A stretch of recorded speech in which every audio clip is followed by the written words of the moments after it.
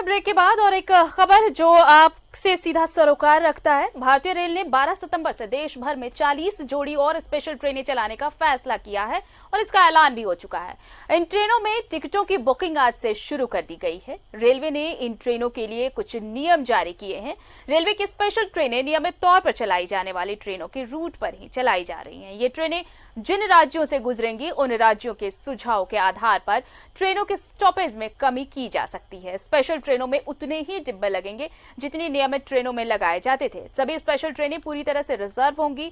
Waiting ticket वाले इन ट्रेनों में सफर नहीं कर सकेंगे। सफर के लिए कोविड-19 को ध्यान में रखते हुए तैयार किए गए प्रोटोकॉल का पालन करना होगा।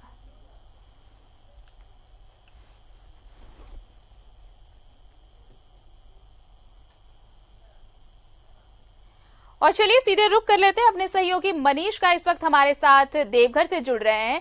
मनीष, देखिए, त्योहारी सीजन को देखते हुए, फेस्टिव सीजन को देखते हुए रेलवे ने ये ऐलान किया है 40 जोड़ी स्पेशल ट्रेनें चलाई जानी है। ये सही है कि लोगों को सहूलियत मिलेगी, लेकिन लोगों को सतर्क भी रहना बेहद जरूरी होगा क्योंकि कोरोना काल है और खुद को बचाना, दूसरों को बचाना भी बेहद जरूरी है।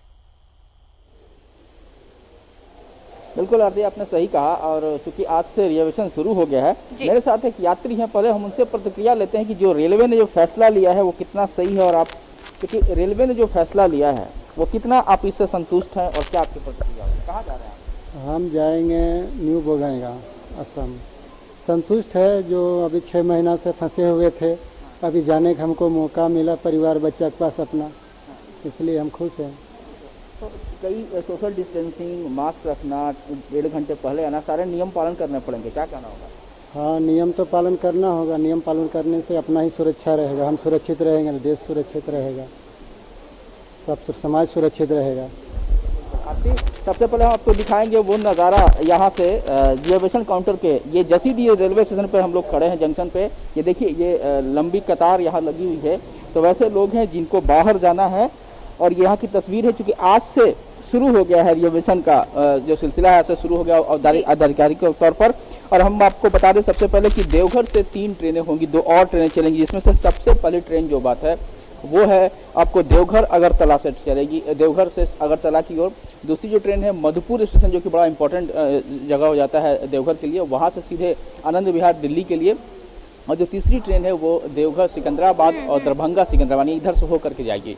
अगर हम बात करें इन ट्रेनों के परिचालन को, तो 2 ट्रेनें इसमें से साप्ताहिक हैं, यानी कि सप्ताह में 1 ही दिन होंगे, और एक जो ट्रेन है वो सप्ताह में 2 दिन जाएगी। अगर हम बात करें, देखिए, चूंकि कोविड जो अनलॉक शुरू हुआ है उसमें रेल मंत्रालय ने उन ट्रेनों का नंबर वही रखा है, लेकिन एक खास बात ये किया कि उनके पहले संख्या जो डिजी ट्रेन संख्या का, उसके जगह पर 0 का इस्तेमाल किया गया है। तो इस तरह से जो पहली ट्रेन होगी वो 05625 देवघर अगरतला। अगर इसकी हम दिन की बात करें तो सोमवार की सुबह में यहाँ पर आएगी और शाम को 6:45 बजे। हम आपको बता दें कि देवघर में 3 जंक्शन स्टेशन है। एक बैद्यनाथ हो जाता है, यहाँ जहाँ खड़े हैं ये जसीडीह जंक्शन है। दूसरा जो जंक्शन है वो है जगह देवघर स्टेशन अलग है, वहाँ से। तो अगरतला की ओर जो ट्रेन चलेगी वो वहाँ से खुलेगी देवघर से। और दूसरी जो ट्रेन है जो दिल्ली के लिए जाएगी वो मधुपुर से खुलेगी। तो अगर हम उसके खुलने के दिन अगर हम बात करें तो साफ है कि वो मधुपुर आनंद विहार है, जो पौने 6 बजे मधुपुर पहुंचेगी गुरुवार के दिन, और फिर मधुपुर से उसी दिन 12 बजे खुलेगी।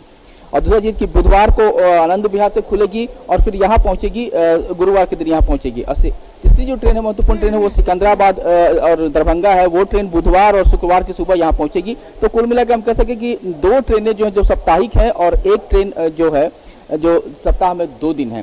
तो हम कह सकते हैं कि जो ट्रेन जो चुनाव किया है रेल मंत्रालय ने वो सोच समझ कर किया है, क्योंकि मधुपुर से यहाँ से काफी लोग दिल्ली वहाँ काम भी करते हैं, निकलेंगे, तो उनके लिए एक बड़ी बात हो जाएगी। लेकिन मनीष, एक चीज तो है कि सिर्फ 3 ही ट्रेनें झारखंड के हिस्से में आई है। 40 जोड़ी ट्रेनें तो हैं, लेकिन आप बिहार को देख लें तो बिहार को काफी ट्रेनें मिली हैं, लेकिन झारखंड के हिस्से की बात करें तो सिर्फ 3 ट्रेनें हैं। एक जो बार बार ये दिखता है केंद्र का रवैया इसकी तरफ, झारखंड की तरफ, वो इस बार भी दिखा है। पहले बार भी देखे जब ट्रेनें चलाई गई थी और इस बार भी जब ट्रेनों का ऐलान किया गया है, तो कहीं ना कहीं थोड़ी सी ये एक कहें तो केंद्र के तरफ, केंद्र से जो रवैया है झारखंड का, वो नजर आता है कि कैसा दोहरा रवैया अपनाया जाता है झारखंड के साथ। देखिए, आपने सही कहा। देखिए, शुरू से कोरोना के मामले पर लेकर के राज्य सरकार और केंद्र सरकार आमने सामने रही है। दोनों एक दूसरे पर आरोप लगाते रहे हैं। जहां राज्य सरकार साफ कहा है कि सौतेला व्यवहार होता रहा है, केंद्र सरकार कहता है कि आप सही इस्तेमाल नहीं कर रहे हैं।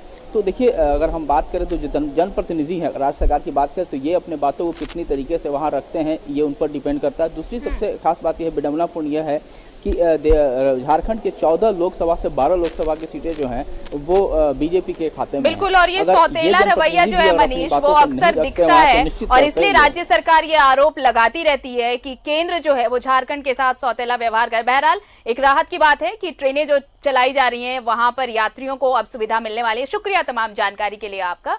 तो 12 सितंबर से 40 जोड़ी और स्पेशल ट्रेनें चलाई जाएंगी। टिकटों की बुकिंग आज से शुरू हो चुकी है और त्योहारी जो माहौल है, आने वाले दिनों में जो पर्व त्योहार है उनको देखते हुए ये फैसला लिया गया है।